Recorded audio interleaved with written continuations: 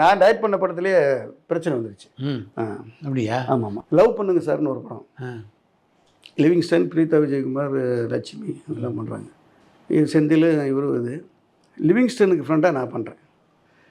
அப்போவே இவருக்கு என்னடா டைரக்டர் பண்ணுறவன் நடிக்கிறானே அப்படின்ட்டு சீன்ஸ் எல்லாம் பார்க்குறப்ப அவருக்கு தெரியும் அவர் தான் எண்டு பஞ்ச் அடிக்கும்னு நினைப்பார். வேறு யாராவது பேசுனா கூட அவர் விட மாட்டார். அப்படிலாம் இருந்தது. இதுக்கு முன்னாடி ஆஹா என்ன பொறுத்துன்னு ஒரு படம் பண்ணேன். ஆமாம், ராம்கோட. ஆமாம், அதில் வந்து ஒரு சின்ன சீன், ஒரு டாக்டர் கேரக்டர் பண்ணேன். ஒரு தெருவில் வந்து யாருக்கா தலை வலிக்குதா, வயிற்று வலிக்குதான்னு பெட்டியில் எடுத்து சத்து போட்டு வர்ற மாதிரி கவுண்டமணி ஆப்போசிட்டில் வருவார், அவர்கிட்ட பேசுகிற மாதிரி. இப்போ இதான் டைலாக்னு சொல்லியாச்சு. அவரும் பேசுகிறாரு, நானும் பேசுகிறேன், அவரும் பேசுகிறாரு. ஒரு கேனை ஓடி முடிஞ்சிருச்சு. அப்போ நான் சொல்லிட்டேன், வேண்டாம் ஷிஃப்ட் ஆகிக்கலாம். ஏன் இல்லை நீங்களும் பேசுகிறீங்க நானும் பேசுகிறேன், அது சீன் எண்ட் ஆகாது.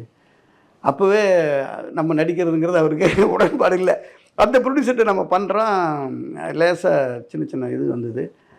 அப்புறம் என்ன சொல்லிட்டாரு, இல்லை டைரக்டர் நடிக்கக்கூடாது அப்படின்னு சொல்லிட்டாரு.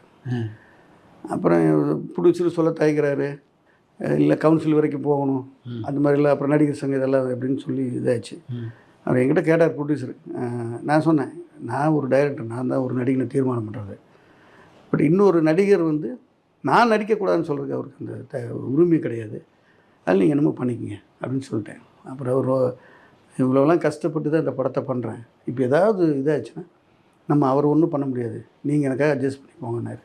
அப்போ யோசித்தேன், ப்ரொடியூசர் கேட்குறப்ப நம்ம ஒன்றும் செய்ய முடியாதுன்னு சொல்லிவிட்டு பரவாயில்லன்னு சொல்லி அந்த கேரக்டருக்கு ஆர் சுந்தரராஜனை ஃபிக்ஸ் பண்ணலாமான்னு கேட்டுக்குங்க அப்படின்னு சொல்லி அவர் ஆர் சுந்தரராஜனை ஃபிக்ஸ் பண்ணுறோம்.